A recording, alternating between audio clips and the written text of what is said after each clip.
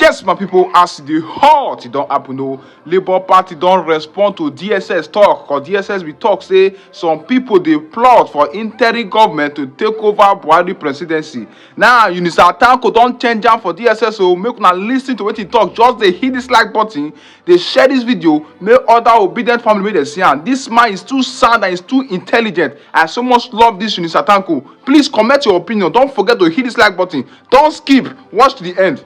Well, let me quote this. Thank you very much for having me. Yes, let me quote this statement that's been ascribed to you. We are certain that Nigerians who want to take back their country will not be intimidated or blackmailed into abandoning a legitimate cause. Exactly what does that mean? Are you saying that the DSS statement is actually directed at the Labour Party? With all due respect, we cannot ascribe to DSS ab initio, but the fact still remains that you are aware all the television stations, radio, print media, and social media were aware that we raised a red flag at the beginning as regard to the level of intimidation, maiming, killing of our members, and which we established both physically and in terms of written statement. Nobody made any statement or checkmate what happened. Not to look at the issue of the killing of Chintex that happened in Kaduna up to today.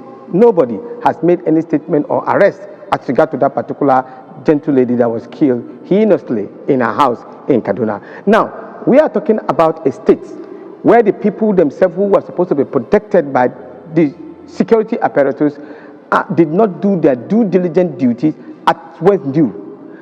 when due, because all of this could have been nipped in the bud ab initio, and probably those who have the impetus to continue to annihilate and continue to challenge the people openly without recourse to even scared of the same DSS, which that would have been done, we wouldn't have had such a situation happening.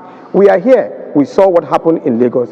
MC Oluomo was making a statement annihilating and actually ethnically segregating some certain part of this country from to vote at an elections. Now, if those particular statement was ascribed to my region, for example, as a Hausa man, what would have happened? Probably somebody would have already arrested me of making that particular statement. But that person was not even asked a question. What it ended up being said was that maybe he was joking about it. But here we are. The people now have risen up without no input of our leaders in the first place, and said, look, this is our collective matrimony. We have worked tough and thin to ensure we vote for the right person. And then here you are, you manipulate, you shut down the system, you deny us our legitimate right, pronouncing those particular results that was ascribed to us. For crying out loud, for the first time in this country, people travel from London, America, and other parts of this country because INEC gave them hope that their election will be pronounced and counted accordingly. That didn't happen. And they have the right to challenge it. Whatever you see any individual doing, or a group of people, maybe going on demonstration or demanding for their right, it is part of the democratic setting. It is acceptable by the Constitution. It is acceptable within the confines of the law in engagement in democracy. And that is exactly what we simply mean. Us, as the Labour Party, as the obedient movement, did not mobilize anybody. We have already taken our case to the court, and we are expecting the court to perform its duty as at when due. Let me give you a simple analogy. We are running for election in Imo State. We have gentlemen who want to run for election, like, for example, Chief Ikechukwu Ikenga running for election, and so many other persons. Now, 17 out of them want to run for election. If within the party, we are not able to do due diligence and allow credible person like this particular person that I met. Now, if the people within the party rise up and say, no, this is the candidate that we voted for, and he is the one that we feel that he's supposed to run, wouldn't you or anybody have asked us that we are not having internal democracy? So that is the simplest way it can go into a larger society. What we are saying is that the right thing should be done for the interest of the people. Democracy must be protected. And I want to say here, those people who perpetrated this particular heinous crime against the Nigerian people did not think of the consequence of their action, that they will put this country in danger or they will put the democracy in danger. That is exactly when the DSS is supposed to come into play. And that's a good place for me to come in too. Would you say that the DSS, with its statements and warning, are they stoking the embers of fire, or are they just simply saying, look, we'll get you if this sinister motive is being carried forward? With all due respect to our DSS, which we have enormous respect for. But there seems to be a conspiracy against the people of the Federal Republic of Nigeria. We have seen practically where a policeman is standing and somebody was sharing money, which is completely negate the provisions of the Electoral Act. Nobody arrested that particular person. Nobody tell him he's doing the wrong thing. And that is some of the things that where we miss this particular thing. We said it earlier on that these people who are hell-bent in destroying our democracy in terms of manipulating the system have already orchestrated their plan pre-election, during an election, and after the election. In this case now, they've done what they wanted to do by intimidating the Labour Party, maiming and killing pre-election.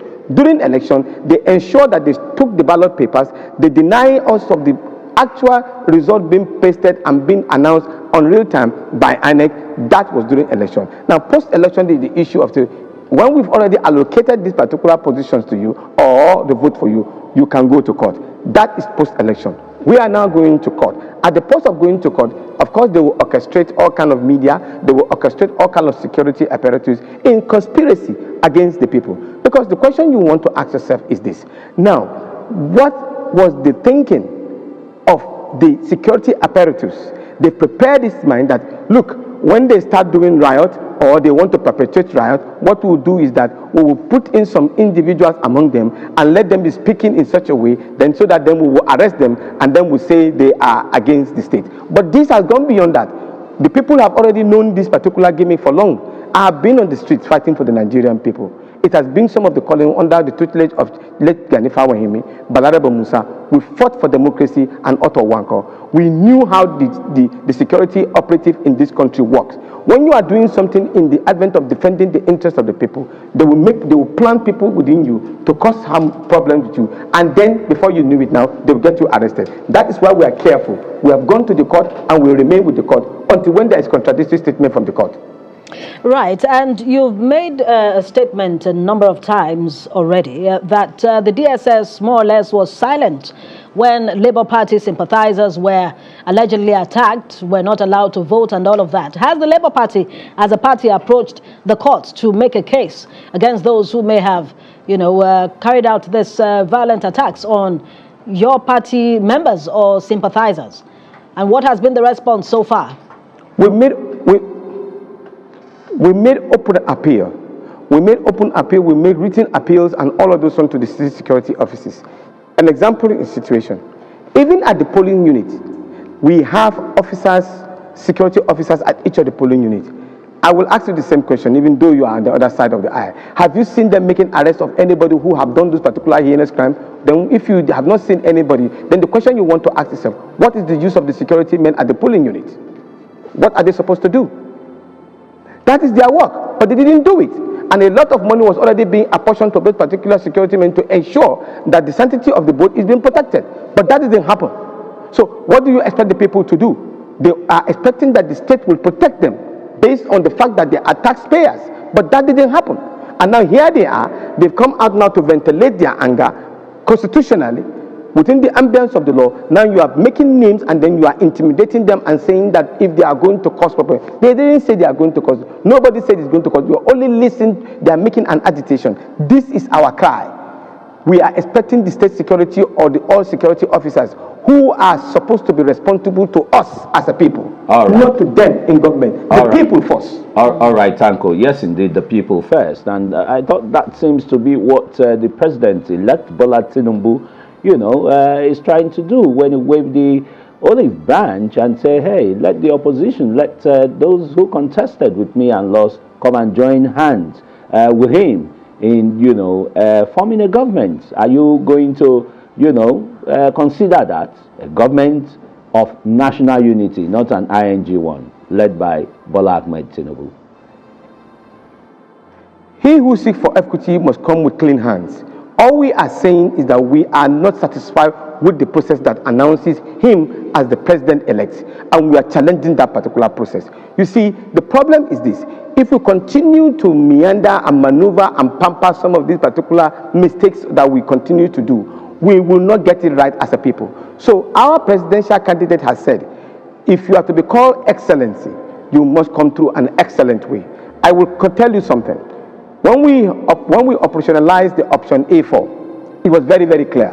If 10 people were queuing or accredited, if 6 people voted for A and 4 people vote for B, the result will be announced. The announcement of the result will tally with the total number of accredited voters.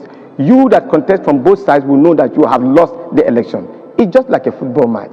When the umpire performs its duty well, you can only pat the other person who have won and congratulate you, and both of you can go in and drink kuninzaki or pure water or Five Alive, as the case may be. But when you know that at that point in time, the 6 people who were supposed to be voting for A were now being announced for voting for B, then the voting for B is now being announced for voting for A.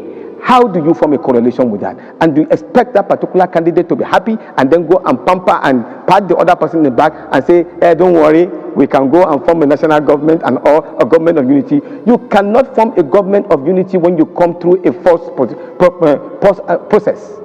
You can only do that when you know that you've defeated your other person fair and square. And what we are saying is that the moment we can do all of this, then we are on the right way to progress and Nigeria can move forward. All of our leaders enjoy going to Dubai, enjoy going to Saudi Arabia, enjoy going to America, enjoy going to UK. It's because the rule of law is allowed to travel and move forward, to be established. That is why those countries are moving. Let's practice that in Nigeria. Absolutely, and that's a good place to leave it. Thank you very much. Tanko Yunusa is the spokesperson of the Labour Party Presidential Campaign Council.